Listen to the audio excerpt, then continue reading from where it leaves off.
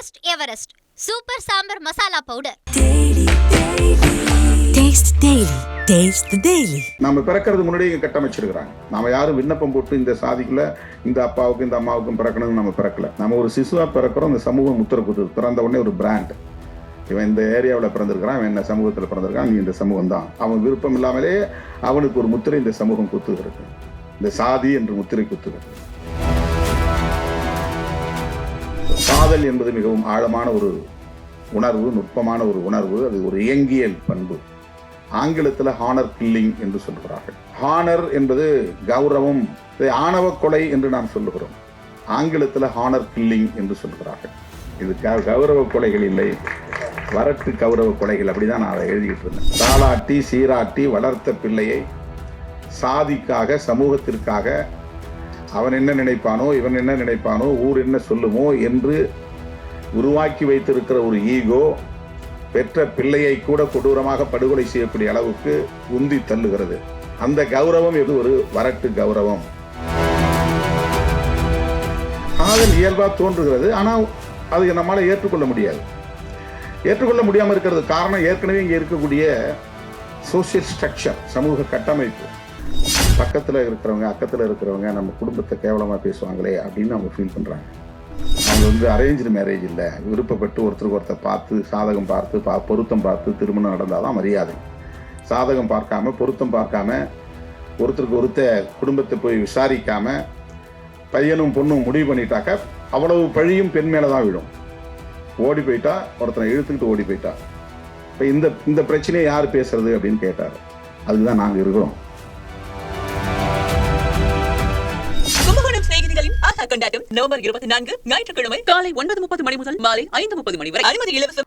நெஞ்சு பொறுக்குதில்லையே என்னும் இந்த தலைப்பே திரைப்பட தயாரிப்பாளருக்கும் இயக்குநர்களுக்கும் எத்தகைய சமூக பொறுப்புணர்வு இருக்கிறது என்பதை நமக்கு உணர்த்துகிறது. ஆக இந்த படத்தை தயாரித்திருக்கக்கூடிய அனைவருமே, உருவாக்கி இருக்கக்கூடிய அனைவருமே, இதில் ஈடுபட்டு பணியாற்றி இருக்கக்கூடிய அனைவருக்குமே இந்த சமூகத்தில் ஒரு முற்போக்கான மாற்றம் நிகழ வேண்டும், நல்ல மாற்றம் நிகழ வேண்டும் என்கிற ஒரு கவலை இருப்பது வெளிப்படுகிறது. இளம் தலைமுறையினருக்கு இப்படிப்பட்ட ஒரு பொறுப்புணர்வு இருப்பது நமக்கு நம்பிக்கையை தருகிறது. அதற்காக முதலில் உங்களை நான் பாராட்டுகிறேன். உங்கள் உணர்வுகளையும், உங்களுடைய பொறுப்புணர்வுகளையும், உங்களுடைய பார்வையையும் நான் பாராட்டுகிறேன். அது ஒரு நல்ல கிளியர் மெசேஜ். லவ் என்பது உலகம் முழுவதும் திரைப்படங்களுக்கான ஒரு கருப்பொருள். தமிழ் திரைப்படத்திற்கு மட்டுமல்ல, உலகம் முழுவதும் எல்லா திரை உலகங்களும் காதலை மையப்படுத்தி பல்லாயிரக்கணக்கான திரைப்படங்கள் படைக்கப்பட்டிருக்கின்றன, வெளிவந்திருக்கின்றன. இன்னும் இது கருப்பொருளாகவே இயங்கிக் கொண்டே இருக்கும். இன்னும் பல ஆயிரம் படங்கள் வந்து கொண்டே இருக்கும். அவ்வளவு பெரிய ரிசோர்ஸ் லவ் என்பது. அதை ஒவ்வொரு கோணத்தில் ஒவ்வொருவரும் பார்க்க முடியும். அதற்கு ஒரு மல்டி டைமென்ஷன் இருக்கிறது. காலத்திற்கேற்ப அதை வெவ்வேறு கோணங்களில் நாம் பார்க்க முடியும், மக்களிடத்தில் அதை காட்ட முடியும். இவர்கள் அந்த காதலை வணிக பொருளாக பார்க்காமல் சமூக மாற்றத்திற்கு பயன்படுத்தக்கூடிய ஒரு கருவியாக, ஒரு உந்து சக்தியாக பயன்படுத்த வேண்டும். சமூகத்தில் இருக்கிற யதார்த்த நிலைதான். அதை எப்படி முற்போக்கு பார்வையோடு பொருத்தி மக்களிடத்திலே வெளிப்படுத்துவது, காட்டுவது என்கிற அந்த முயற்சியில் ஈடுபட்டு இருக்கிறார்கள். காதல் மனிதன் தோன்றிய காலத்தில் இருந்து இருக்கிறது. மனித குலத்துக்கு மட்டுமல்ல, எல்லா உயிரினங்களிடமும் இருக்கிற ஒரு உணர்வு. அது ஒரு எமோஷன், அது ஒரு சென்டிமெண்ட், அது ஒரு இயல்பான பண்பு. அது வலிந்து யாராலும் உருவாக்க முடியாது. காய் எப்படி கனிகிறது, அது ஒரு இயல்பான பண்பு, அதுதான் இயங்கியல். அதை போல காதல் என்பதும் ஒரு இயங்கியல் பண்பு. அது ஒரு டயலெக்டிக் கேரக்டர். அது யாரும் ஆர்டிஃபிஷியலாக உருவாக்க முடியாது. ஒருத்தர் நல்லா நீட்டாக ட்ரெஸ் பண்ணிட்டானாக்கா அவன் உடனே காதலிக்கப்படுவான்னு அர்த்தம் கிடையாது. ஒரு பெண் நல்ல அழகாக தன்னை தோற்றப்படுத்திக் கொள்கிறாள் என்பதனால் அவளை எல்லோரும் காதலிப்பார்கள் என்று பொருள் அல்ல. தோற்றம் அதிலே முக்கியமானதல்ல. காதல் என்பது மிகவும் ஆழமான ஒரு உணர்வு, நுட்பமான ஒரு உணர்வு. அது ஒரு இயங்கியல் பண்பு. ஆனால் அது எத்தகைய பிரச்சனைகளை சமூகத்தில் ஏற்படுத்துகிறது, எத்தகைய தாக்கத்தை ஏற்படுத்துகிறது? காதலிக்கிற போது என்ன பிரச்சனைகள், காதலித்த பிறகு, திருமணம் நடந்த பிறகு என்னென்ன பிரச்சனைகள், இவை எதன் பின்னணியில் நிகழ்கின்றன? இவற்றை நம்மால் தொகுத்து பார்க்க முடியாது. நாம் பிரச்சனைகளுக்குள்ளேயே ஓடிக்கொண்டிருப்போம். கலைஞர்களால் தான், படைப்பாளர்களால் தான் வெளியில் இருந்து அதை நுட்பமாக கவனித்து அதை எந்த கோணத்தில் மக்களிடத்திலே உருவகப்படுத்தி காட்ட முடியும் என்கிற ஆற்றல் உண்டு. அப்படித்தான் இன்றைக்கு இயக்குனர்கள் இதை போஸ்ட் மேரேஜ் என்கிற அடிப்படையிலே காதலுக்கு பிறகு, திருமணத்திற்கு பிறகு அவர்கள் எதிர்கொள்ளக்கூடிய ஒரு சமூக பிரச்சனையை மையப்படுத்தி எல்லோரும் ஏற்கனவே பேசியிருக்கிறார்கள் என்றாலும் கூட ஆணவ கொலைகள் குறித்து நாங்கள் ஒரு புதிய கோணத்தில் இதை மக்களுக்கு சொல்ல விரும்புகிறோம். அதுதான் இந்த படம் என்று குறிப்பிட்டிருக்கிறார்கள். படம் பார்த்த பிறகுதான் நமக்கு தெரியும். இதை ஆணவ கொலை என்று நாம் சொல்லுகிறோம். ஆங்கிலத்தில் ஹானர் கில்லிங் என்று சொல்கிறார்கள். ஹானர் என்பது கௌரவம் என்று தமிழ்படுத்துகிறோம். அதனால் கௌரவ கொலைகள் என்று நீண்ட காலம் சொல்லப்பட்டு வந்தது. இதில் என்ன கௌரவம் இருக்கிறது? இப்போ நான் முதலில் இதை பற்றி எழுதுகிற போது இதை வரட்டு கௌரவ கொலைகள் என்று எழுதினேன்.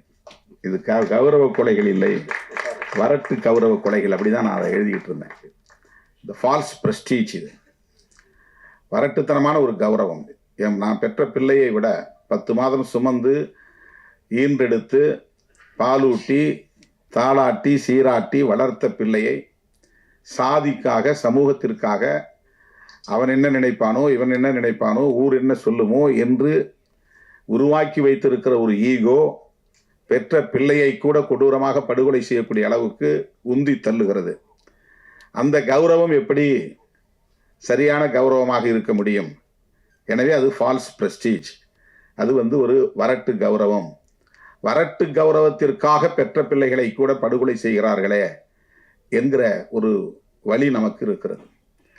அதை ஆணவ கொலை என்று இப்போது அழைக்கிறோம். விடுதலை சிறுத்தைகளின் பொதுச் செயலாளர் ரவிக்குமார் இந்த சொல்லாடலை முதலில் பயன்படுத்தினார். இன்றைக்கு எல்லோரும் நாம் பயன்படுத்துகிறோம். ஆணவ கொலை. கொலை பல வகை இருக்கிறது. மெர்சி கில்லிங் இருக்கிறது, கருணை கொலை இருக்கிறது. 100 வயசாகி போச்சு, ஆனால் சாக மாட்டேங்கிறார். அவரால் எழுந்திருக்க முடியல, படுக்கையிலே மலஜலம் கழிக்கிறார், சுத்தம் செய்ய முடியல, உணவும் சரியாக உள்வாங்கலை, ஆனால் உயிர் கிடக்கு.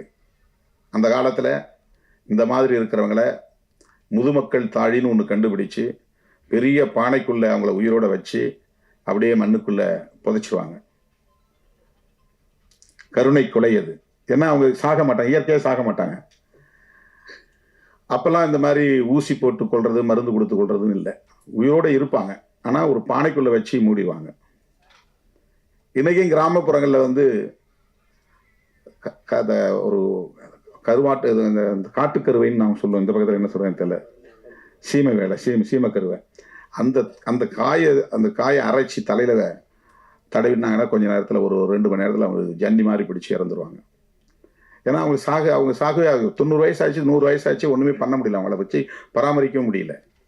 சில பேர் அதை விட ரொம்ப இளம் வயதிலே கூட அவங்கள மெயின்டைன் பண்ண முடியாது. ஏன்னா மனநலம் பாதிக்கப்பட்டிருப்பாங்க. அவங்களுக்கு ரொம்ப டிஃப்ரெண்ட்லி ஏபிள்டாக இருப்பாங்க. மெயின்டைன் பண்ண முடியாது, பராமரிக்க முடியாது. அதை மெர்சி கில்லிங் அப்படின்னு சொல்கிறாங்க, கருணை கொலை. இது ஹானர் கில்லிங். மெர்சி கில்லிங் என்பது இன்றைக்கு உலகம் முழுவதும் இருக்கிறது. ஹானர் கில்லிங் என்பது உலகம் முழுவதும் இருக்கிறதா என்றால்,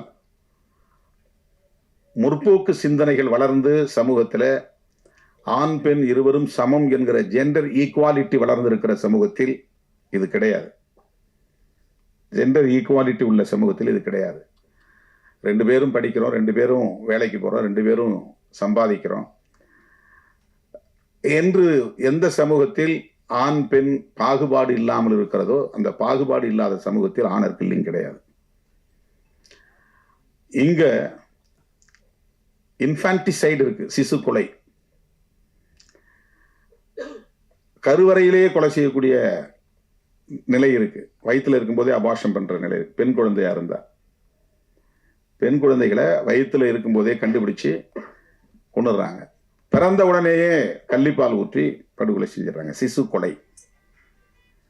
சிசு கொலையும் ஹானர் கில்லிங் என்கிற இந்த ஆணவ கொலையும் நம்முடைய சமூகத்தின் மிகப்பெரிய களங்கம், மிகப்பெரிய கரை. அது இந்த சமூகம் எந்த அளவுக்கு முற்போக்கு சிந்தனை இல்லாமல் இருக்கிறது, பழமைவாத சிந்தனைக்குள் மூழ்கி கிடக்கிறது, பெண்களை எந்த அளவுக்கு ஒரு சுமையாக கருதுகிறது, ஆணாதிக்கம் இந்த அளவுக்கு இங்கே மேலோங்கி இருக்கிறது, இது போன்ற மூட நம்பிக்கைகள் எந்த அளவுக்கு இங்கே மலிந்து கிடக்கிறது என்பதற்கு இந்த இரண்டும் சான்று. ஹானர் கில்லிங் என்கிற ஆணவ கொலையும் சிசு கொலையும் என்னுடைய அனுபவத்திலிருந்து சொல்லுகிறேன், இந்தியாவில் தான் அதிகம். வேற எங்க இருக்கிறதா எனக்கு தெரியல. நம்முடைய நாட்டில் தான், நம்முடைய தேசத்தில் தான் இவை இரண்டும் மிக அதிகமாக இன்றும் சாட்சியங்களாக இருக்கின்றன. இந்த இரண்டையும் நாம் அழித்தொழிக்க வேண்டும், துடைத்தெறிய வேண்டும். இப்போ ஜெண்டர் ஈக்குவாலிட்டி என்கிற ஒரு விழிப்புணர்வு நமக்கு தேவை. இப்போ லவ் சப்ஜெக்டை பேசுகிற போது இப்போ அவர் அண்ணன் கலைப்புலி சேகர் ரொம்ப அருமையான ஒரு கருத்தை சொன்னார். எனக்கு 44 வயசு, நான் 44 வயசில் ஒரு ஹீரோவை நடித்தேன். இப்போ என்னுடைய வயதுக்கு தகுந்த மாதிரி தான் நான் வந்து படத்தில் கூட என்னை தோற்றப்படுத்தணும். இப்போ நான் வந்து எனக்கு இணையாக நடித்த நாயகியை நான் தொடவே இல்லை, தாலி கட்டினதோட சரி. இது என்னன்னா, பெண்களை எப்படி மதிக்கிறோங்கிற ஒரு உணர்வை வெளிப்படுத்தக்கூடிய ஒரு சான்று, அந்த அந்த அந்த புரிதல். இதுதான் ஜெண்டர் ஈக்குவாலிட்டிக்கான மிக முக்கியமான ஒரு புள்ளி. அது பெண்களை வெறும் கமாடிட்டியா பார்க்கக்கூடாது, ஒரு கமர்ஷியல் கமாடிட்டியா பார்க்கக்கூடாது.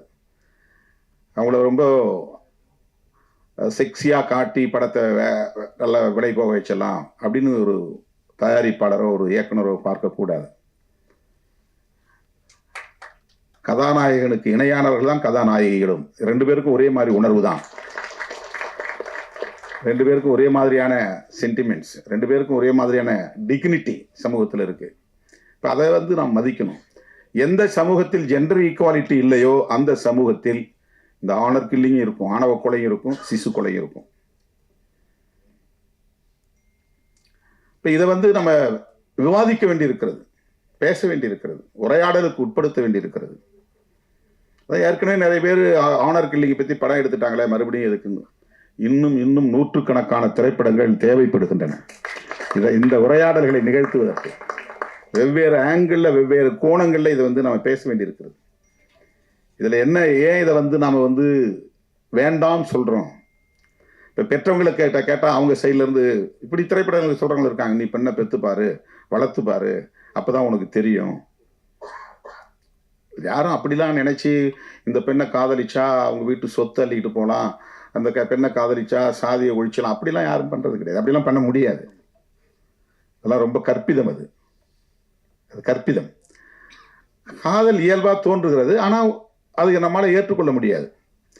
ஏற்றுக்கொள்ள முடியாமல் இருக்கிறது காரணம் ஏற்கனவே இங்கே இருக்கக்கூடிய சோசியல் ஸ்ட்ரக்சர், சமூக கட்டமைப்பு.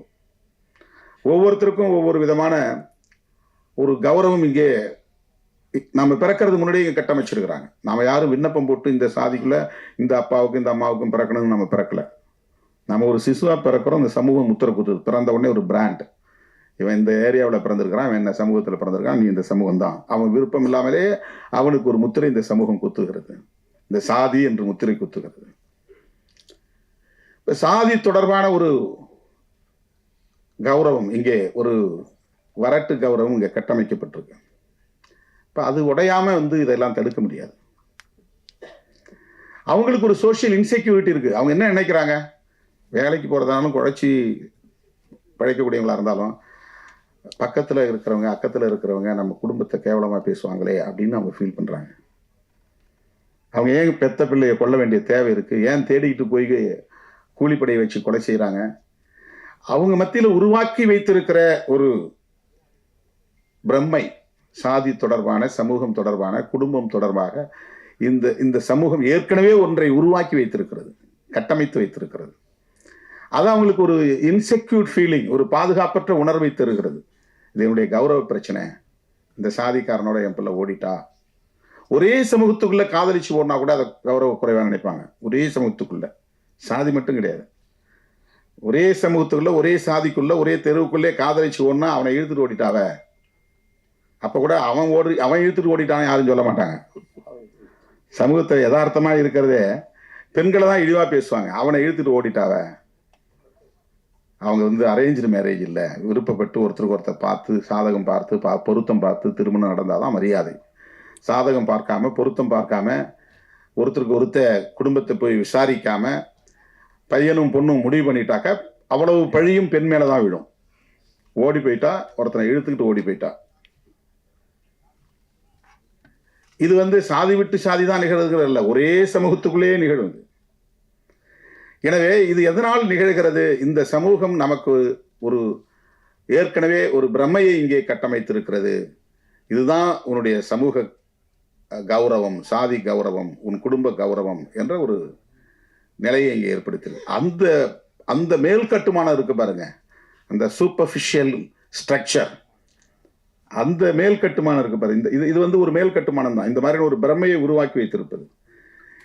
இதை தகர்க்க வேண்டுமானால் அடிப்படையில் இருக்கிற இன்இக்வாலிட்டி என்கிற, சமத்துவமின்மை என்கிற அந்த பேசிக் ஸ்ட்ரக்சர் உடைக்கணும். இது சூப்பர்ஃபிஷியல் கிடையாது. எது சாதி அடிப்படையிலான பாகுபாடு இருக்கிறதே அது சூப்பர்ஃபிஷியல் கிடையாது, மேல் கட்டுமானம் இல்லை, அது அடிக்கட்டுமானம். இப்போ அது உடையணும்னு சொன்னால் ஐடியாலஜிக்கலாக நாம் விவாதிக்க வேண்டிய தேவை இருக்கிறது. எது சரி, எது தவறு. அப்படிப்பட்ட உரையாடல்களுக்கான ஒரு வாய்ப்பாகத்தான் இந்த திரைப்படங்களை நாம் பார்க்கிறோம். அந்த விஷன் இருக்கிற இயக்குனர்களால் தான் அதை படைக்க முடியும். ஒரு ரேடிக்கல் திங்கிங் இருக்கணும், ரேடிக்கல் தாட்ஸ் இருக்கணும், ஒரு முற்போக்கான சிந்தனை என்பது இருக்கணும். ராய்ஸ்டன் பேசியதிலிருந்தும் கிறிஸ்தாஸ் பேசியதிலிருந்தும் அவர்கள் நல்ல முற்போக்கான சிந்தனையாளர்கள் என்பதை நம்மால் புரிந்து கொள்ள முடிகிறது. இதெல்லாம் பாருங்க, மதம் கடந்து ஒருத்தர் ரகுமான், ஒளிப்பதிவாளர் முஸ்லீம், தயாரிப்பாளர் கிறிஸ்தாஸ், தினேஷ், கவி தினேஷ், ஒரு அடையாளத்துக்கு சொல்றேன். ஆனா அவங்கள்ட்ட அது கிடையாது. இப்ப நம்ம சொன்னாதான் அது புரியும். அவங்க அப்படி பார்த்து சேர்ந்துக்க மாட்டாங்க. இதெல்லாம் எதனால முடிகிறது? நம்மகிட்ட ஒரு நல்ல சிந்தனை, ஒரு போக்கான சிந்தனை, சமத்துவ சிந்தனை, ஜனநாயக சிந்தனை இருப்பதனால்தான் இணைந்து செயல்பட முடிகிறது. திரைப்படங்கிறது பல ஆளுமை உள்ளவர்கள், பல திறமை உள்ளவர்கள் ஒன்று சேர்ந்து உருவாக்கக்கூடிய ஒன்று. அதில் தயாரிப்பாளர்கள் படக்கூடிய தொல்லையை பற்றி சவுந்தரபாண்டியன் அவர்கள் சொல்லிக் கொண்டிருந்தார். அண்ணன் கலைப்புலி சேகர் அவரும் சொல்லிக் கொண்டிருந்தார். மற்றவர்கள்லாம் அவங்களுக்கான சம்பளத்தை வாங்கிக்கிட்டு தான் வேலையை செய்கிறாங்க. நாங்கள் மொத்தத்தையும் போட்டுட்டு காத்துக்கிட்டு உட்காந்துருக்கணும். அது டிஸ்ட்ரிபியூஷனுக்கு பிறகு எங்களுக்கு கிடைச்சாலும் உண்டு, கிடைக்கலாம் உண்டு, நஷ்டம் ஏற்பட்டாலும் அந்த நஷ்டத்தை ஏற்றுக்கிறது யாரும் தயார் இல்லை. இசையமைப்பாளர்னா அவருக்கு என்ன தொகை கொடுத்துட்றோம், டைரக்டர்னா அவருக்கு என்ன தொகையை கொடுத்துட்றோம், ஹீரோ என்னவோ அவருக்கு கொடுத்துட்றோம், ஹீரோயினுக்கு எவ்வளவோ கொடுத்துட்றோம், எல்லாத்துக்கும் போயிடுது. அதுக்கப்புறம் தான் அவங்க வேலைக்கே வராங்க, ஃபீல்டுக்கே வராங்க.